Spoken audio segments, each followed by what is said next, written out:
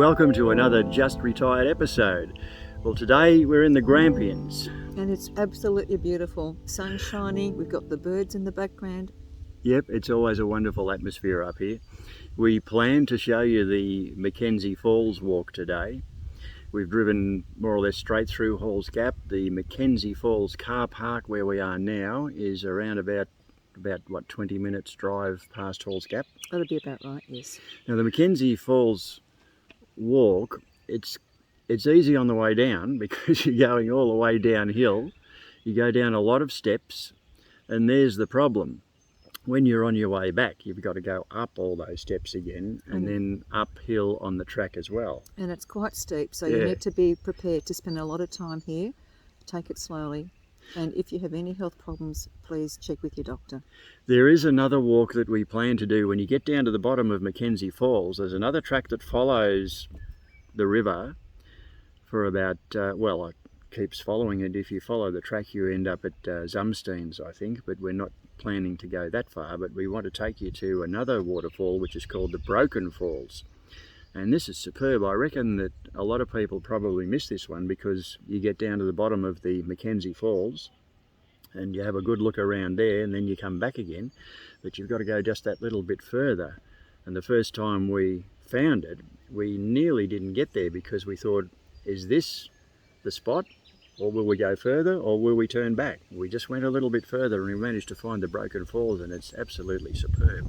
The only thing, last time we came, the track was closed because of bushfires, I think, some damage. So I'm hoping that the track is open now. Anyway, we get on this walk. The easy part first, downhill to the McKenzie Falls. Let's go. Well, at one time there was a kiosk here. You could buy refreshments and souvenirs and that type of things before you did the walk or after you did the walk, but this is all that remains of the kiosk now, and I think this was due to fire damage a few years ago. The kiosk was destroyed and it hasn't been rebuilt. Well, this is actually Broken Falls here. It seems that the waterfall I had in mind, which is down a track that goes further past McKenzie Falls, this must be a different waterfall and not the Broken Falls. So we'll check that out and we'll let you know later on in the episode what the real name of the other waterfall is. But this is the Broken Falls here, and it's on the way to the start of the McKenzie Falls walk, so you can see this very easily.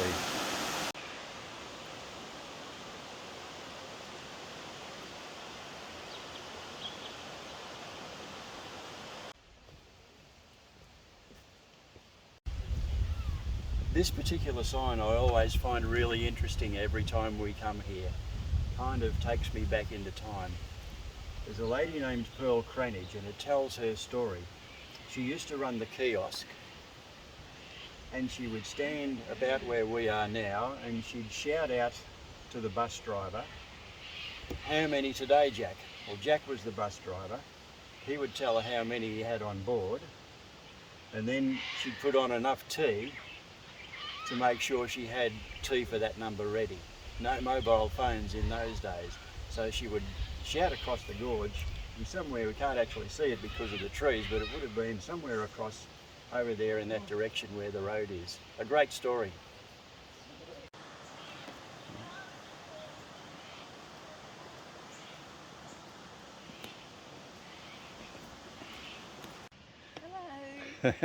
Well, there's plenty of rest spots like this on the way. As a matter of fact, so far it's a piece of cake because, like I said, we're going downhill, but the walk back is a little bit difficult. But I guess we'll survive. You just stay there and rest, Dale, for a little while. Thank you.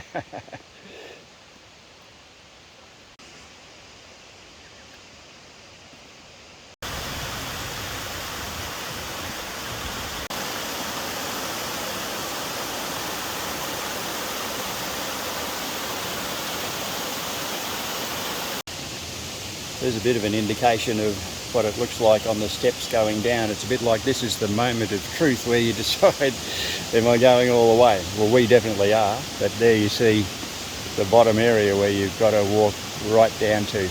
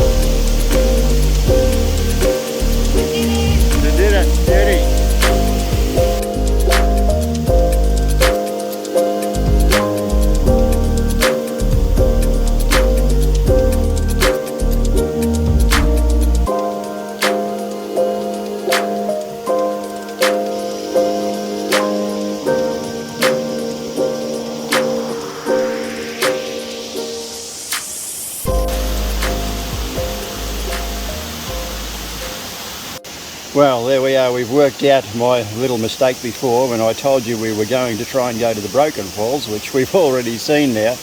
It was actually the Fish Falls, that's what I'm talking about, 1.4 kilometres along this track. Let's head down there now, see if we can find the Fish Falls.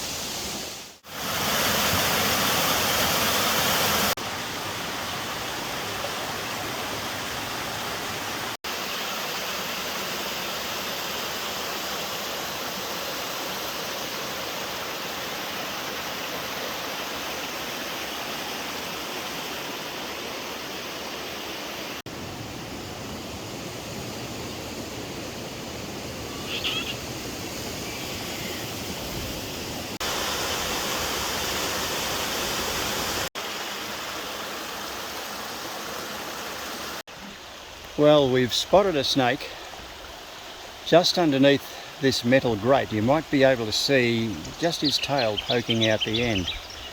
At first I thought it was a dead snake, but then he moved. And he showed us his head and his tongue. He did. Yeah, so we kind of backed off. He was underneath the metal grate. We just waited for a little while and then he disappeared.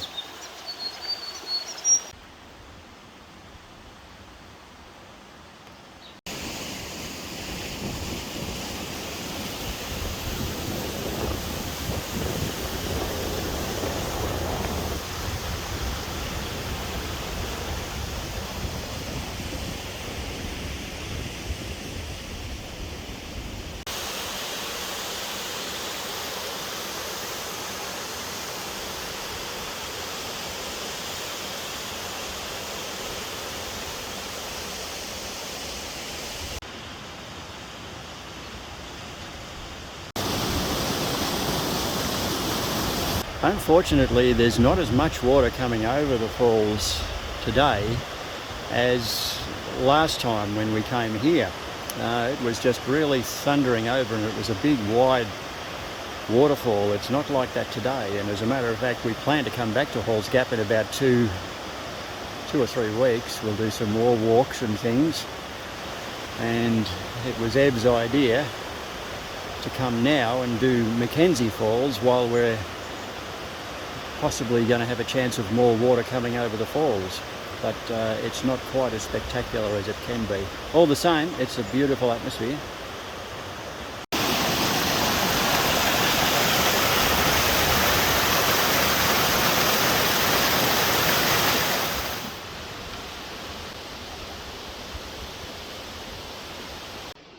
That's about all for this episode. We've been to the McKenzie Falls. Really enjoyed the walk down there. We've been to the Fish Falls, and now it's about time to head home.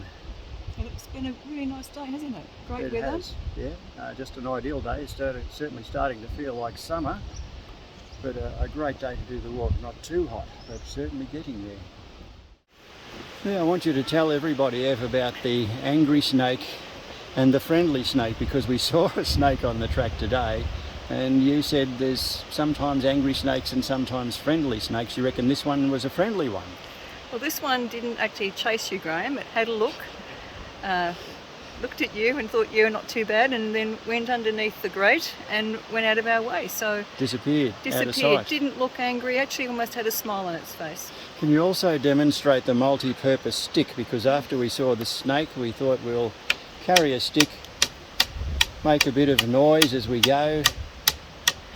And if a snake happens to lunge up, you kind of got a sword to get in the way as well. So it was very, very helpful, Graham. Multi-purpose stick. Multi-purpose stick.